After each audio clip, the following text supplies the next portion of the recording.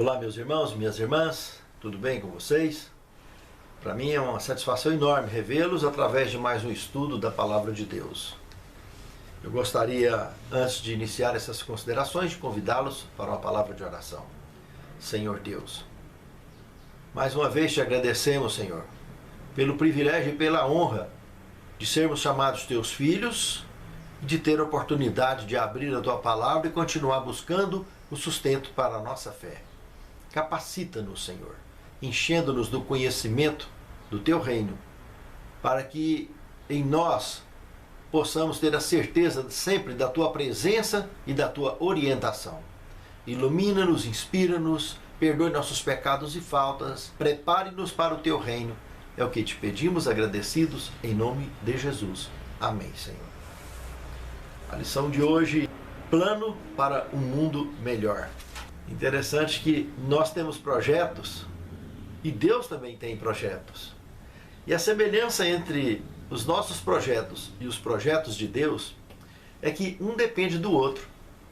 Ainda que eu não apoie um projeto divino, que o prejudicado será só eu, com certeza absoluta, e conforme a parábola, o servo mau e infiel é lançado fora.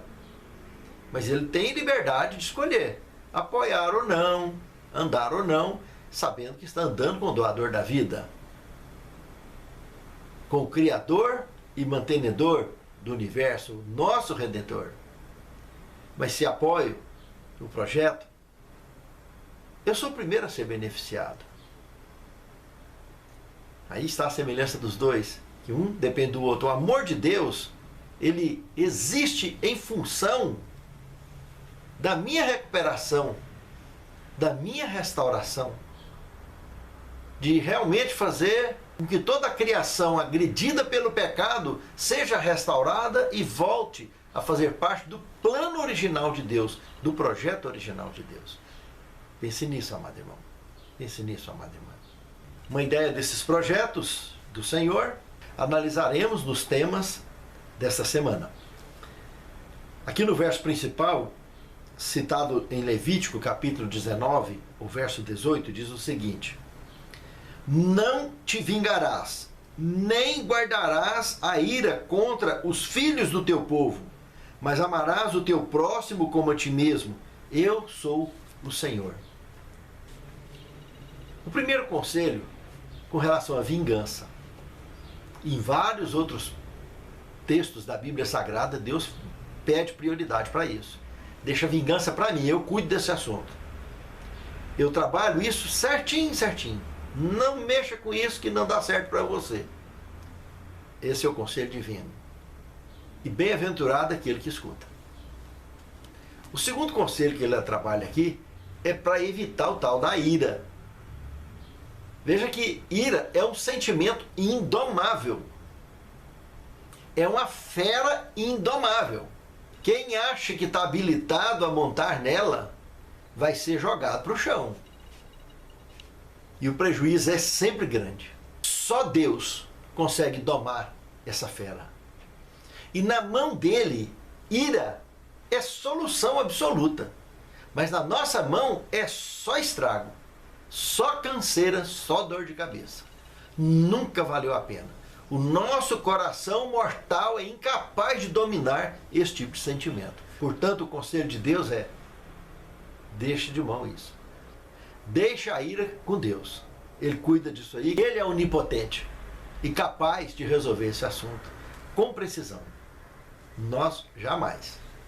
Quando entra no terceiro conselho aqui do verso principal, volta para a coluna dorsal do Evangelho, que é amor ao próximo, que é algo muito importante.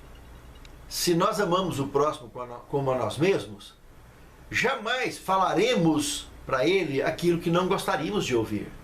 E jamais então faríamos para ele o que não gostaríamos que ninguém fizesse conosco.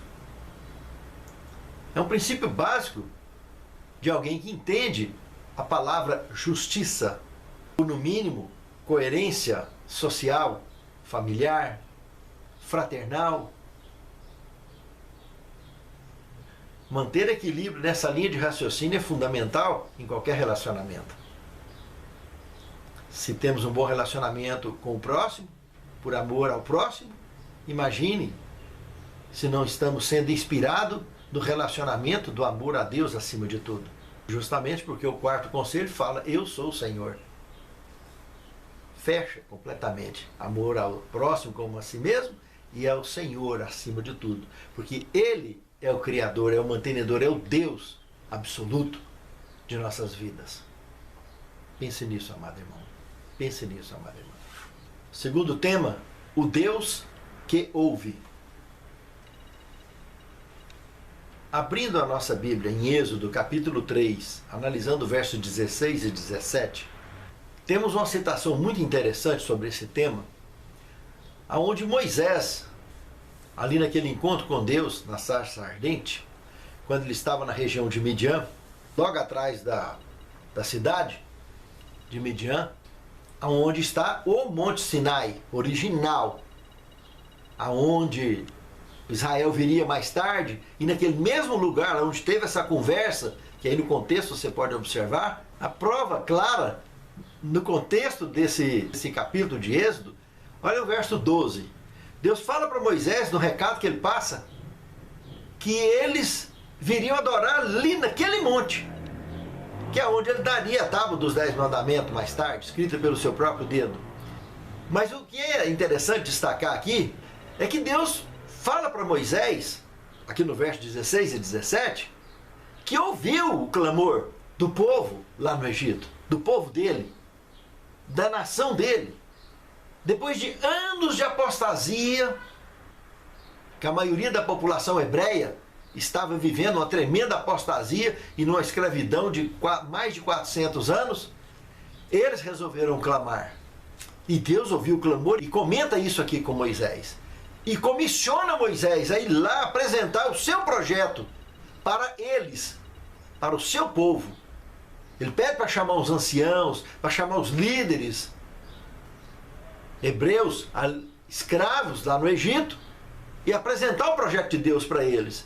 E o projeto de Deus também deveria ser levado logo a seguir ao governo diante de Faraó. O governo que dominava o mundo naqueles dias deveria saber disso, do projeto de Deus. E o recado foi claro: se ele não deixasse sair por bem, ia sair na tora. Se não deixasse sair de um jeito, ia sair do outro. Ou vai por amor, ou vai pela dor. E esse era o recado claro para o rei do Egito daqueles dias. Deus ouve. Ouviu Moisés, ouviu o clamor do povo e ouve o meu e o seu clamor. E isso não mudou nada. Continua exatamente igual. Pense nisso, amado irmão. Pense nisso, amada irmã. Clamar com fé. Deus ouve e responde. E Ele tem 3 respostas para as nossas orações: sim, não e espera um pouco. Com fé entenderemos a resposta sempre que clamarmos. Nesse projeto de Deus, envolvia o deslocamento de Moisés ali de Midian, de volta ao Egito, e do Egito passar por Midian de novo e subir em direção à Palestina, para que eles retomassem a terra que lhes pertencia, que os seus ancestrais haviam adquirido, na descendência de Abraão. Pense nisso, amado irmão. Pense nisso, amada irmã. Foi um projeto maravilhoso e recheado com êxito. Eles conseguiram voltar para lá. O meu e o seu projeto também deve ter a bênção de Deus, para que possamos romper com segurança e estabilidade na nossa jornada. Terceiro tema, os 10 mandamentos. Aqui nós temos a citação de Mateus capítulo 22, verso 37 ao 40, formando um paralelo com Êxodo capítulo 20, versículo 3 ao 17. Jesus facilita a compreensão da lei de Deus, sintetizando-a em 2 mandamentos. Coincidentemente, as 2 tábuas dos 10 mandamentos, numa tinha 4 mandamentos, fala sobre Deus, a primeira tábua. A segunda tábua são 6 mandamentos, todos falando sobre o próximo. Cristo pega a primeira tábua e se resume: amar a Deus acima de todas as coisas, ou de todo o teu coração, com todas as tuas forças. A segunda tábua resume: amar ao próximo como a si mesmo. Facilitou a compreensão, que na realidade é a base do comportamento humano. Toda a legislação do planeta, queira ou não, está estruturada em cima desses 10 mandamentos. Lamentavelmente, no mundo religioso, é onde tem mais confusão nesse assunto. No mundo religioso, muitas pessoas não conseguem entender, por proselitismo desorientado dentro da Bíblia Sagrada, a maioria dos religiosos não orienta devidamente, ou por não entender, ou porque não quer entender, ou não quer explicar certinho, não consegue esclarecer a diferença entre lei moral, que são os 10 mandamentos, que é imutável e intocável, e lei cerimonial, que são as leis de Moisés. Tanto a lei moral quanto a lei cerimonial foram apresentadas por Moisés, mas na moral, Deus escreveu com seu próprio dedo em tábuas de pedra, como citado lá no capítulo 31 de Êxodo, verso 18. E já existia a forma escrita em rolos lá naquele tempo. A escrita era algo muito adiantado já nos dias de Moisés. Ele, inclusive, era um indivíduo extremamente culto e orientado em toda a cultura da época.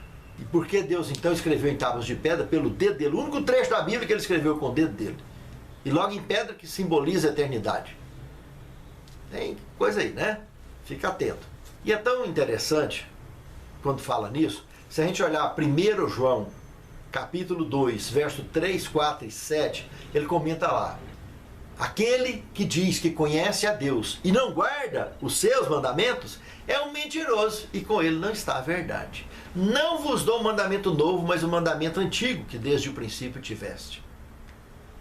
É uma referência clara, não tem como sair de uma explicação dessa.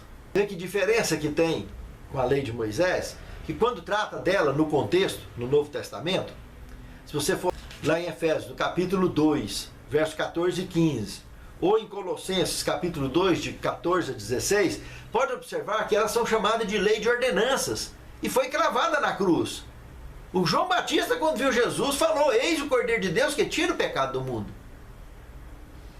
Todo aquele ritual, aquela cerimônia, circuncisão, matar cordeiro, tudo aquilo foi realmente cravado na cruz. Quando Jesus morreu, o véu do santuário rasgou de cima e embaixo, justamente eliminando essas coisas. E outro detalhe, Jesus foi bem claro que nós não guardamos a lei para ser salvo. Nós somos salvos pela graça.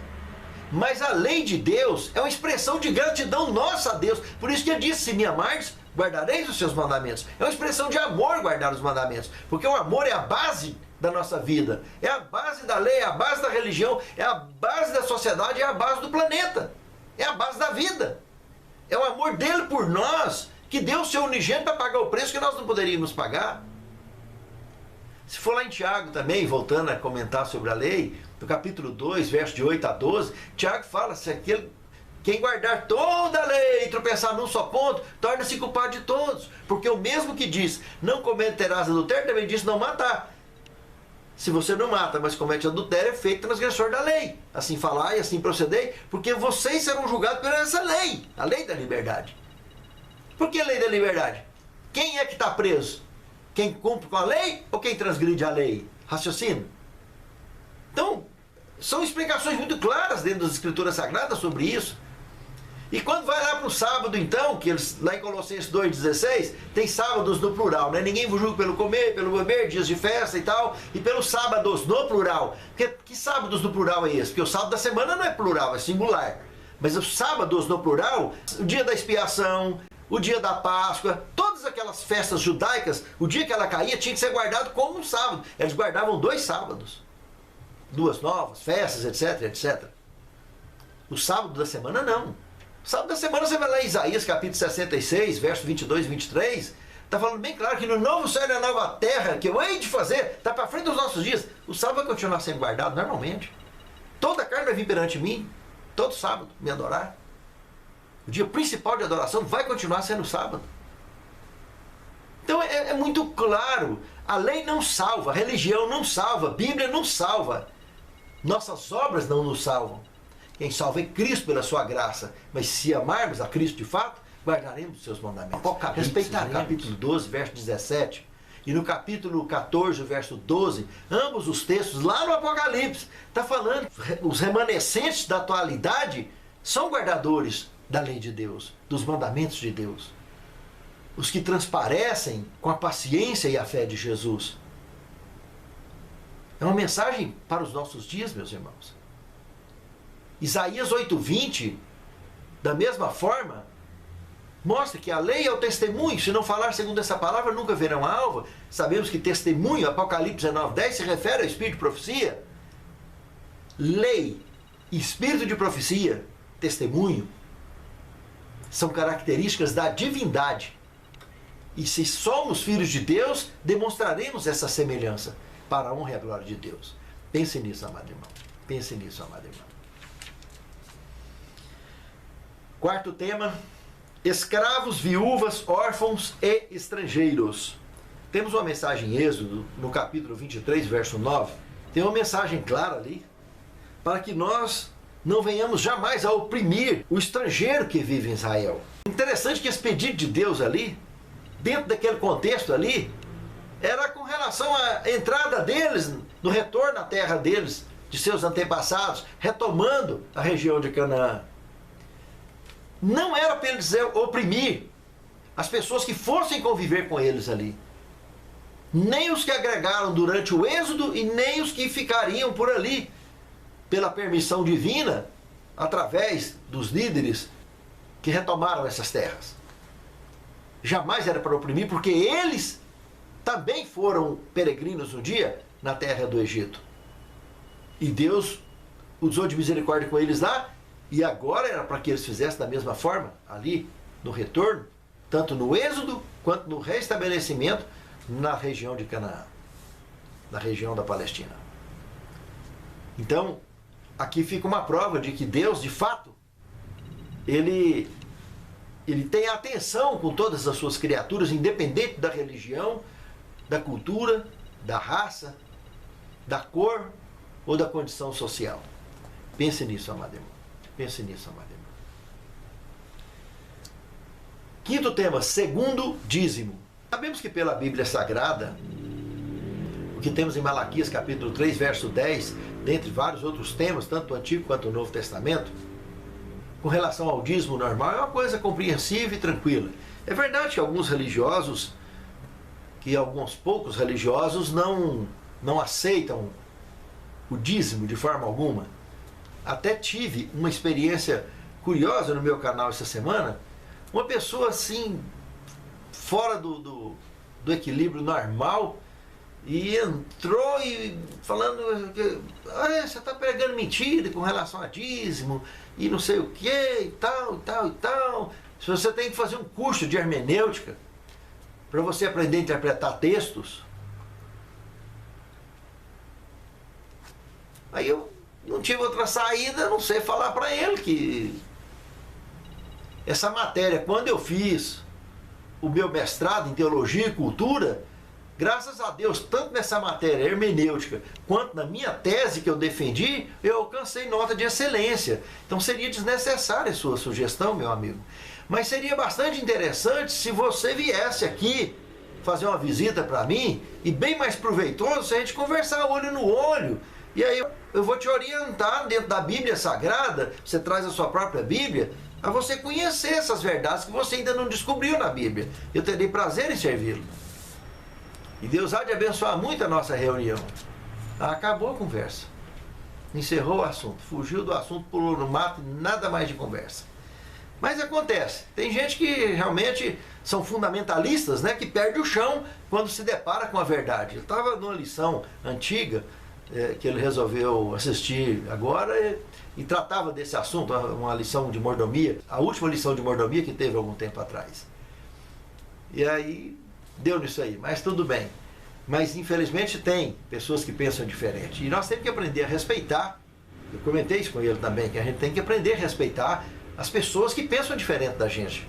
Nós não podemos usar jamais a Bíblia Sagrada para impor nossas opiniões. Nós temos que apresentar o assim está escrito, abrir livro, capítulo e versículo e pronto. Não discutir religião jamais. Mas Bíblia é só uma.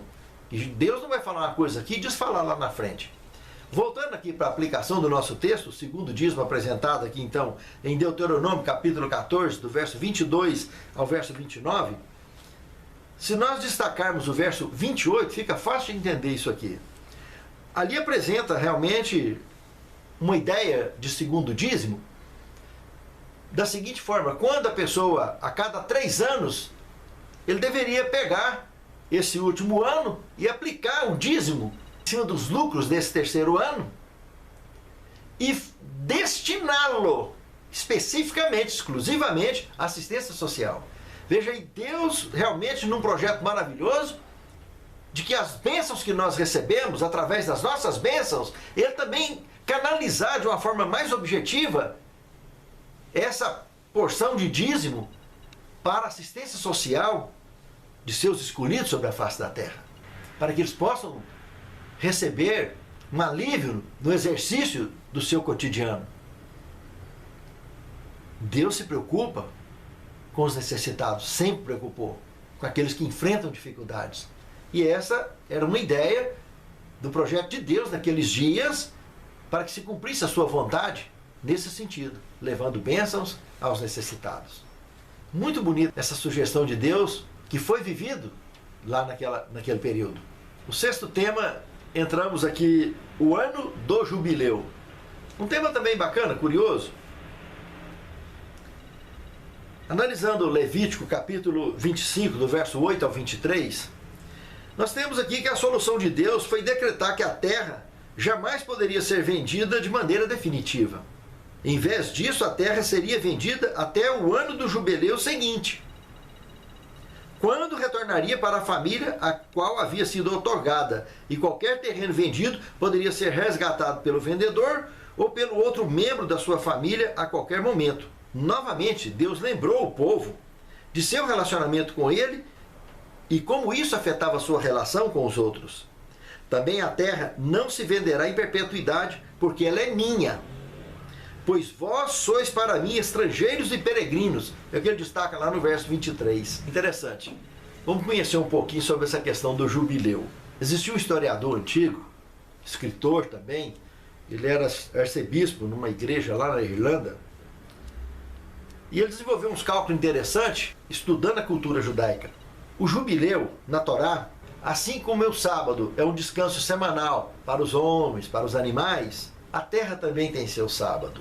6 anos é para semear, para plantar, mas o 7º ano é de descanso. Após 7 períodos de 7 anos, o 50º é o jubileu, e seria santificado o ano do jubileu. Segundo os estudos desse indivíduo, desse tal de James Ussher, o primeiro jubileu celebrado por Israel foi lá em Canaã, em 1396, já em pleno período de juízes, então já na retomada da terra prometida. E ele continuou sendo celebrado ao longo da história, principalmente com destaques durante o período do cativeiro babilônico. O 18º jubileu foi lá durante o cativeiro babilônico. E uma curiosidade muito interessante, o 30º jubileu coincidiu exatamente na passagem do ano 26 para 27 da era cristã, ano esse em que Jesus foi batizado com 30 anos de idade. Olha que coisa mais interessante, né? Curioso. Um ano que Jesus deixou claro no Evangelho de João, no capítulo 14, versículo 1 ao 3, não se turbe o vosso coração, credes em Deus, credes também em mim. Na casa de meu pai tem muitas moradas. Se não fosse assim, eu não vou teria dito. Eu vou preparar lugar para vocês. E voltarei para vos buscar, para que onde eu estiver estejais vós também. Vai nos levar para Canaã celestial. Depois vai descer para cá, com essa Canaã celestial, e restaurar essa terra, recriar esse mundo. E para todo sempre estaremos com ele. Não será mais jubileu. Essas festas ficaram para trás. Lá nós estaremos comemorando todos os dias as maravilhas da eternidade. O prazer de voltar a fazer parte de uma raça pura, do projeto original de Deus. Esse projeto bíblico do jubileu que o tema nos apresentou teria sido sugerido para a sociedade naqueles dias e seria adequado para qualquer sociedade de qualquer época. Mas o ser humano, a sua ganância, não consegue jamais aceitar ou viver um projeto assim. Se aceitasse, seria um exemplo de pátria solidária e solícita e principalmente pacífica, de pessoas felizes. Muito interessante o que Deus sempre sugeriu para os seus escolhidos. No 7º tema, assistência social, um conduto de bênçãos. O que temos relatado aqui em Patriarcas e Profeta, a página 534 até a 535, diz o seguinte: aqueles estatutos destinavam-se a abençoar os ricos, não menos que os pobres. Restringiriam a avareza e a disposição para a exaltação própria e cultivariam um espírito nobre e de beneficência e alimentando a boa vontade e a confiança entre todas as classes, promoveriam a ordem social e a estabilidade do governo. Nós nos achamos todos entretecidos na grande trama da humanidade e o que quer que possamos fazer para beneficiar e elevar os outros refletirá em bênçãos a nós mesmos. Irmãos, assistência social é uma artéria da obra de Deus na terra, que calibra com certeza o sangue do nosso Salvador em prol dos seus escolhidos. E muitos dos seus escolhidos vivem passando grandes dificuldades. Não mendiga, não passa fome, mas passa aperto demais. E eu e você precisamos ser sensíveis a isso e ter um objetivo claro na nossa voluntariedade para com a obra, em promover esse projeto para a honra e a glória de Deus e crescimento de todos nós na sua graça. Que Deus abençoe a mim e a você. Santo Deus, muito obrigado pela orientação da tua palavra em mais um tema maravilhoso na tua santa palavra. Capacita-nos à compreensão e ao exercício do mesmo, para que possamos cumprir com a missão que tu nos tens confiado. Que os teus escolhidos em toda a face da terra sejam supridas suas necessidades e que as nossas contribuições para a honra e glória do teu santo nome sejam abençoadas por ti, que alcance com precisão esses nossos irmãos, os teus filhos espalhados sobre a face deste velho mundo. É o que te suplicamos agradecidos, em nome de Jesus. Amém, Senhor. Nos caminhos desta vida.